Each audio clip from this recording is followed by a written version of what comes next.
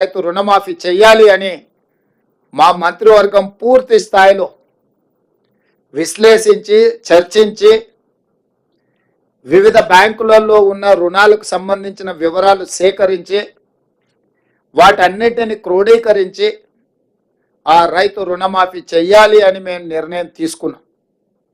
తెలంగాణ రాష్ట్రం వచ్చిన తర్వాత గత ప్రభుత్వం 2 సార్లు ప్రభుత్వాన్ని ఏర్పాటు చేసినప్పుడు 2014 నుంచి 2018, 2018 నుంచి 2023 వరకు 2014 సంవత్సరంలో మార్చి 31, 2014 తారీఖు వరకు కట్ ఆఫ్ డేట్ తీసుకొని ఆనాటి ప్రభుత్వం రైతు రుణమాఫీ చేస్తే 16,000 కోట్ల రూపాయలు రైతుల ఖాతాలలో వేయడం జరిగింది. అదేవిధంగా 2018 రెండోసారి ప్రభుత్వం ఏర్పడిన తర్వాత డిసెంబర్ 11, 2023 వరకు కట్ ఆఫ్ డేట్ తీసుకొని వాళ్ళు చేసిన రుణమాఫీ రైతుల ఖాతాలో వేసిన నిధులు 12,000 కోట్ల రూపాయలు.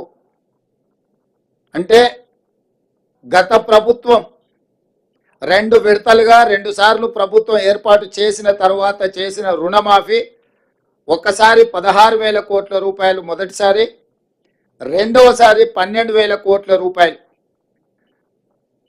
10 సంవత్సరాలల్లా 2 విడతలల్లా చంద్రశేఖరరావు గారు చేసిన రైతు రుణమాఫీ రైతులకు చెల్లించిన నిధులు 28,000 కోట్ల రూపాయలు.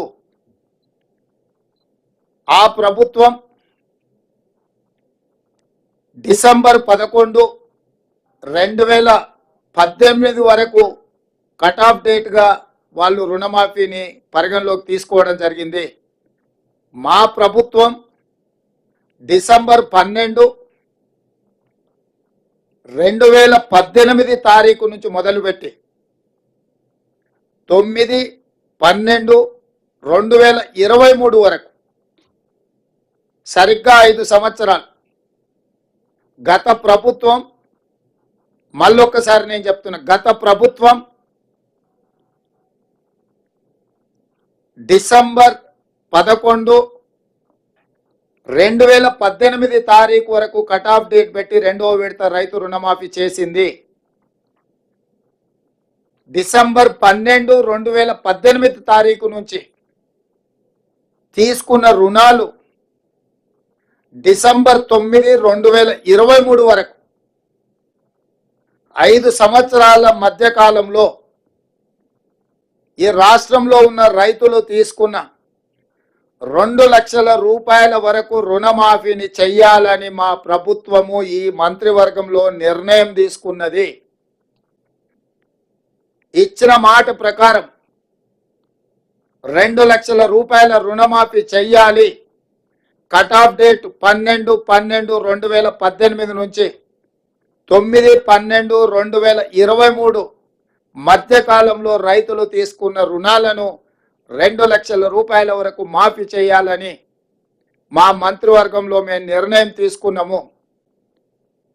ఈ రుణాలు మాఫీ చేయడానికి దాదాపుగా 31,000 కోట్ల రూపాయలు అవసరం అవుతున్నది.